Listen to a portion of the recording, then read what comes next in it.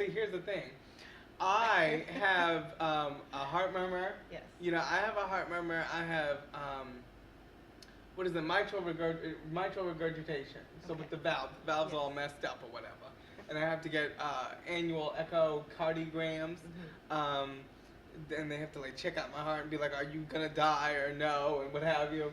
So, and what that requires is that every 28 days, I have to get a penicillin shot right here in the booty, people, right here in the booty. And it's not fun. It never has been. It never will be. And I always, you know, tend to tense up. But anyway, so you know, like if I can handle that, I can handle Yes. the flu shot.